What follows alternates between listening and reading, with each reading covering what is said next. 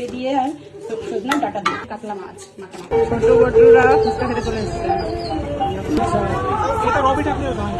সুন্দর ভদ্রভাবে নাচ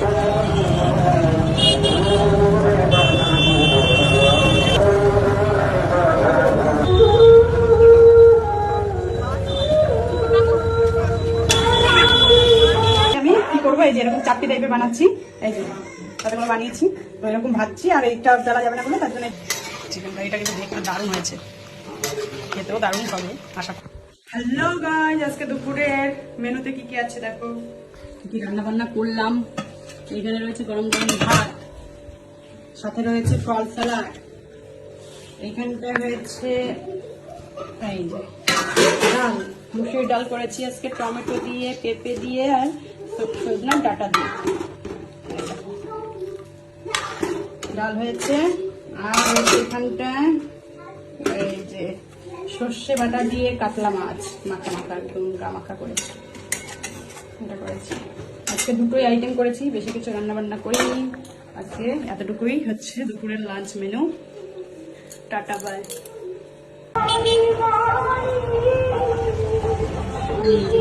ছোট বটুরা ফুচকা খেতে চলে এসেছে, গান চলছে, তারপর নাচ করছে।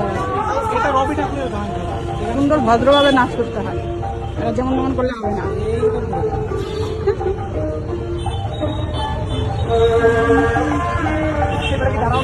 হ্যাঁ চল না, আমার কাছে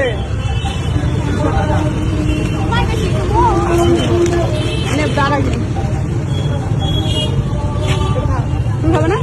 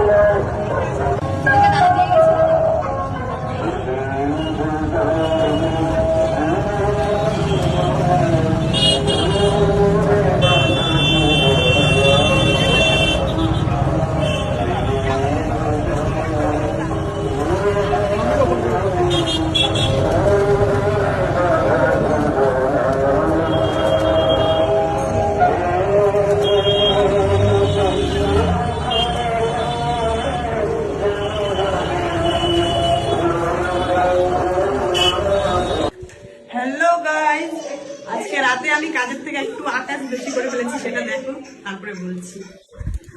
এই যে এটা হচ্ছে ছাতুটাকে মেখেছিলাম, আটা যেরকম মাখে সেরকম ভাবে মেখেছিলাম, ভেবেছিলাম রুটি বানাবো। তারপরে মাখার পরে যখন বেলতে গেছি দেখি বেলা যাচ্ছে না, মানে রুটি হবে না। লাস্টের কিছু তো একটা মানে উপায় বার করতে হবে। লাস্টে আমি কি করবো, এই যে এরকম চাপটি টাইপের বানাচ্ছি, এই যে তাতে করে বানিয়েছি তো এরকম ভাজছি। আর এইটা বেলা যাবে না বলে তার জন্য এই যে এরকম ভাবে প্লাস্টিকের মধ্যে চেপে চেপে করছি। তো এটা এই যে আচার আছে, এই দেখো এখানে আচার রয়েছে, আচার দিয়ে খাওয়া রাতের ডিনার। ছোলার ছাতু ছিল, তো কেউ ছাতু পছন্দ করছে না, খাওয়া মানে খেতে চাইছে না, ওই জন্য ভাবছি ছাতুটা নষ্ট হয়ে যাবে, এই জন্য এইভাবে চাটনি বানিয়ে আচার দিয়ে খাওয়া। প্রথমে ভেবেছি রুটি বানাবো, বুঝতে পারিনি, তো দেখছি না বেলা যাবে না, তার জন্য এইভাবে করছি। মাথা থেকে মাথা মতো রুটি বেরোচ্ছে, আর এটা তুলে নিতে এইভাবে করে ভাজছি। এবার খাওয়া যাবে আচারের সাথে। অনেকগুলো ভেজেছি,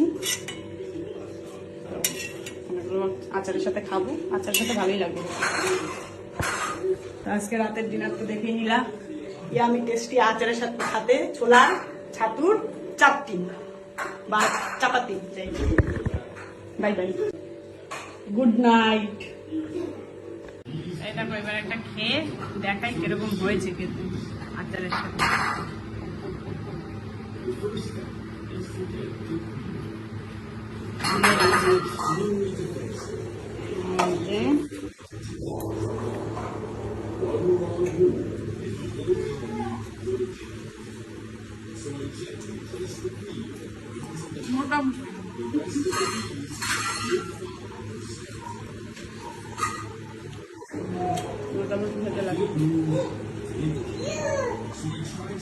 হ্যালো গাইস, আজকে দুপুরের লাঞ্চ মেনুতে কি কি রান্না বান্না করলাম দেখে নাও।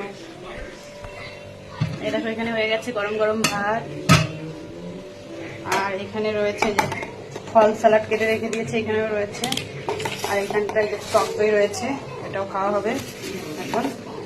আর এখানটায় রয়েছে যে ভেন্ডি ভাজা করেছি, আর এইখানটায় রয়েছে ইয়ামি টেস্টি চিকেন। এই দেখো চিকেন কারি করেছি।